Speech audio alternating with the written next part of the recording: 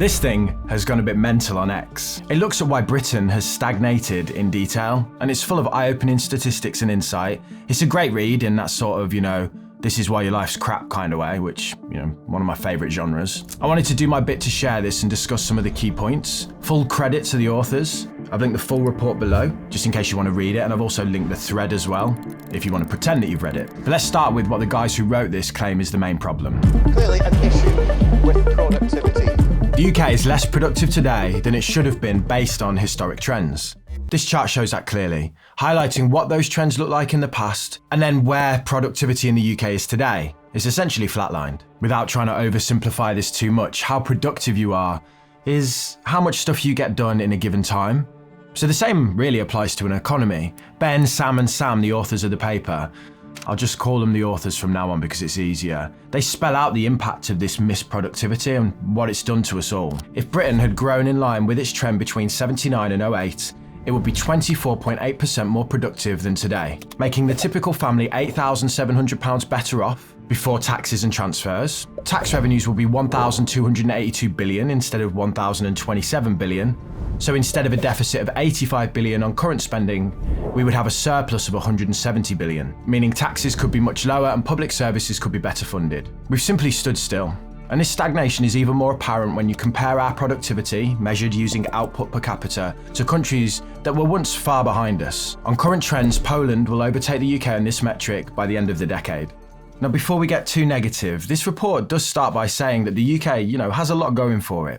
Our legal regime, low levels of corruption, centuries-old commitment to free trade, efficient financial sector, and a world-leading scientific research ecosystem. Even just our time zone is an advantage because we can speak to both Asia and America in the same day.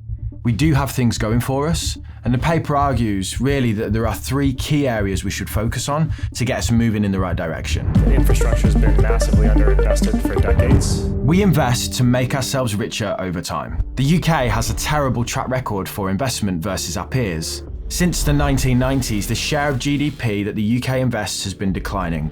There's actually been a theme of really low investment since the 60s, with this spike here though in the 80s. Failure to invest in infrastructure and key services leads to them declining, and then we have to patch them to keep them going, and that becomes really expensive. The NHS is a good example of this. Its budget rises every year, but it has the fewest MRI and CT scanners of any developed country's healthcare system, and the least amount of machinery and equipment overall. About half the shortfall in productivity growth since the financial crisis can be attributed to underinvestment in tangible capital. I can speak to this directly where I live in the north. I have really bad internet. No word of a lie, I have to go to my local Tesco's and sit in the car park because I can get a 5G signal there so that I can upload my videos. This is a massive waste of my time and potential productivity. And this is all because the UK has failed to roll out, good internet connection across the whole of the country. And before anyone, sits there going, get a Starlink or do this or do that, I've tried it all. I've honestly tried it all. I kid you not, we've priced up carrier pigeons. My editor lives across the water. I can basically see his house in a straight line. It's like a few miles across the water. And we were like, maybe we could get a carrier pigeon and strap an SD card to its foot and that'd be quicker than the internet. So yeah, I live with the effects of underinvestment. I also live with the effects of eating, 2 meal deals a week. Just posted a video, so you know what that means? We're in Tesco's car park, looking for a dogging spot. Public transport projects are another example. In the last 25 years, France has built 21 tramways in different cities, including cities with populations of just 150,000 people. This is equivalent to Lincoln or Carlisle. The UK has not managed to build a tramway in Leeds, the largest city in Europe without mass transit, with a population of nearly 800,000 people. It's not just the north of England either. Despite huge and rising demand, Heathrow annual flight numbers have been almost completely flat since 2000. Annual passenger numbers have risen by 10 million because planes have become larger. So okay then, why? Why is it the UK has failed to invest? The answer is pretty simple. It's cost. It costs the UK so much to do anything. Almost more than anywhere else in the world, to be honest. This bit's a bit annoying. The planning documentation for the Lower Thames Crossing, a proposed tunnel under the Thames connecting Kent and Essex, cost £297 million. This is just the planning process. The longest tunnel in the world is in Norway. It's this thing. It's absolutely beautiful. It cost 120 million to build it. The Express calls this amount eye-watering, but I'm not sure what they've been smoking because that's half the amount we spent on just the planning application. It's these crazy costs that we incur building these sorts of projects that mean we don't do them in the first place. If the Treasury is looking at something going, well, it's going to cost us billions to do it, there's no point, or we might as well just scrap it all. Even if it had only cost as much as planned in 2013, HS2 would have been between 2 and 4 times more expensive than high-speed railway lines in Italy and France. So why does it cost us so much more money than our peers? The paper basically shows how everything from nuclear power plants to train lines in the UK are right up there in global terms when it comes to cost. The paper covers the many issues as to why, including things like anyone can hold up the planning process for years with simple complaints. But I want to focus on one that I see as a fixable issue. The whole country is basically run from Whitehall in London. They decide what happens and where, and that centralisation of decision leads to bad, expensive choices. Why would a person who lives and works in London, no matter how bright they are, be better at planning the bus routes in Manchester than the people of Manchester? Yet the decision to let Manchester plan its own bus routes became national news. The authors argue that handing over control of decisions and budget to local governments will produce cost savings, as those local governments will be incentivised to drive down the cost of projects. Whereas on a national level, when we centrally control the budget, the incentives to keep costs down are just not as effective. The authors also believe that a lot of the infrastructure investment should come from private companies. They point to the fact that the majority of the railways we have today were built by private companies in the past, then supported by compulsory purchase orders from the government. It's a great idea on paper, get companies to build everything, but just look at some modern examples. Thames Water is an example of privatisation of national infrastructure that has led to declining investment and crumbling services. Now, I could just be picking a bad example there. Peel Holdings is an example of a private infrastructure builder in the north of England that's completely changed areas like the Liverpool ports and Media City and Manchester. I'm not really an expert or have a strong opinion on what we should do on this.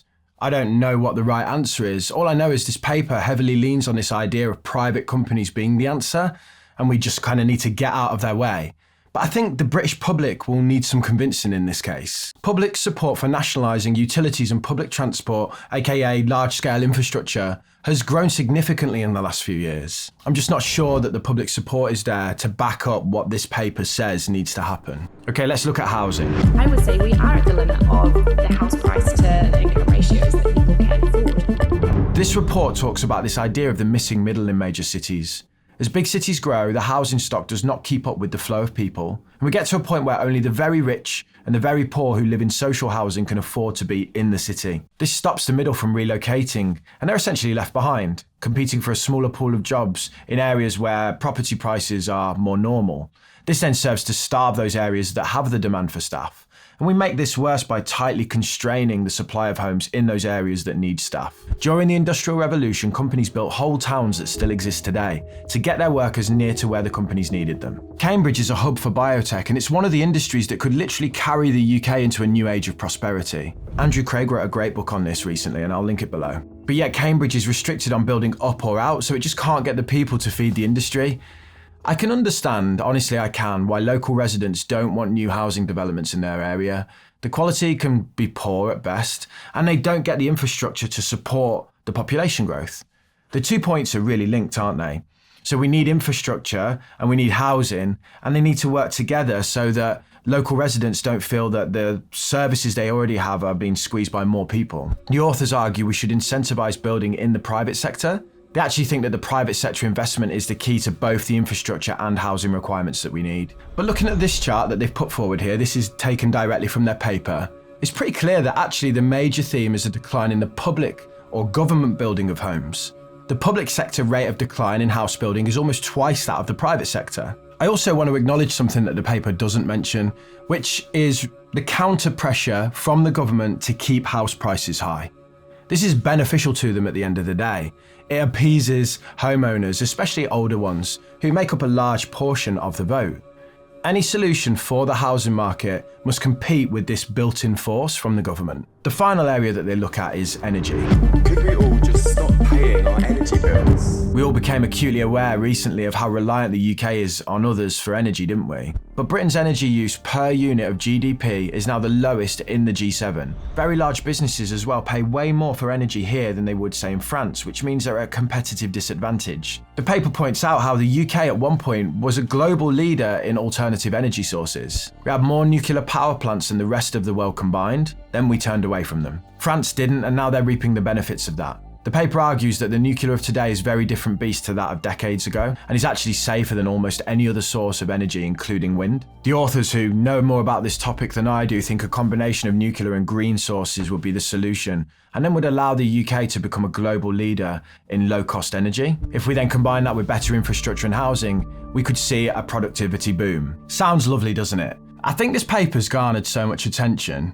I would encourage you to give it a read. I've only touched on a few points today.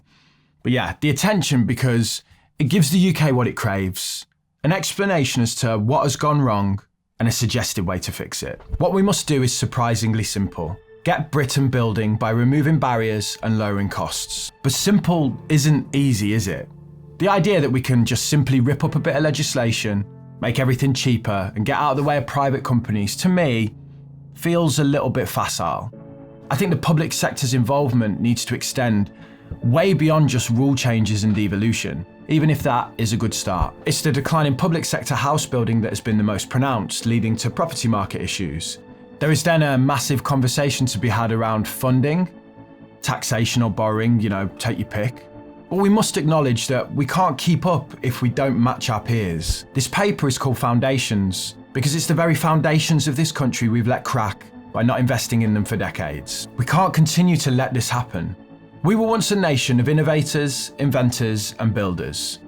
We're now a place where complicated planning rules block sensible projects, where a centralised government ignores 90% of the UK population, where the cost of housing stops talented people from moving to areas where there is a demand for their skills, where this man from the north of England considered using a pigeon because his internet is so bad. We need to invest in the foundations of this once great nation, because if we don't, we'll just fall further behind. If we can establish these foundations, growth and dynamism will follow. We've done this before, we can do it again.